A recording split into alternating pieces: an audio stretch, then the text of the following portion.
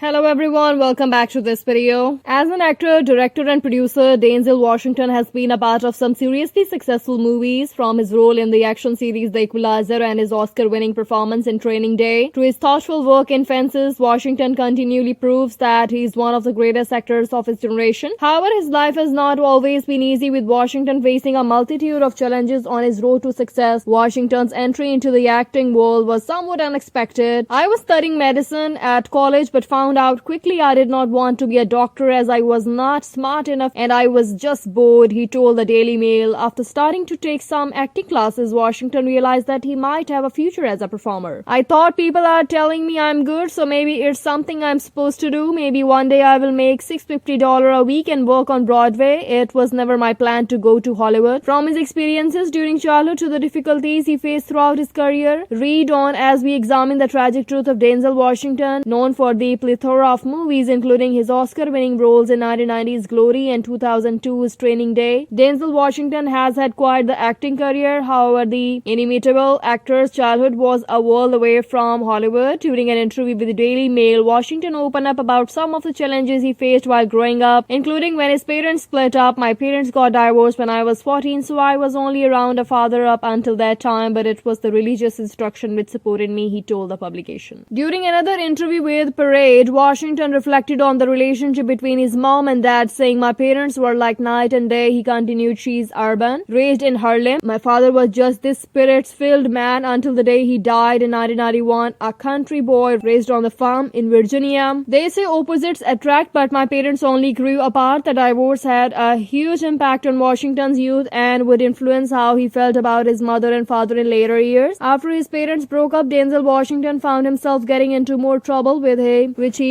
linked to his tumultuous family life. Speaking to the Washington Post in 1985, Washington explained, "I guess it made me angry." He continued, "I went through a phase where I got into a lot of fights, working it out, you know." The publication noted that Washington was raised in the middle-class suburban neighborhood of Mount Vernon, New York, where his mother was the main parental figure in his life. She was very tough, a tough disciplinarian. He said, "Even when I was 15 or 16, I had to be home by the time the street lights went on." Prior to pursuing a career in show business, Washington went through a period of rebellion. "I was a young teenager in the late 60s. I did what young teenagers in New York City did, hanging around on the streets," he told the Daily Mail. "Some people got caught and ended up spending time in penitentiaries. Luckily, Washington never got into as much trouble as some of his peers did. I would not have survived in the direction I was going," he told the publication. During the same interview, Washington credited his mother with saving him and setting him on the path to stardom, initially be regularly sending him to summer camps and then to a military academy. Having credited his mother, Lennis, with setting him on the right path, which would eventually lead him to an acting career, Denzel Washington was understandably devastated by her death. During an interview with The Late Show with Stephen Colbert in 2021, Washington got candid about his mother's death, revealing that she had recently died at the age of 97. "A mother is a son's first true love," Washington told Colbert. "A son, especially that first son, is a mother's last true love."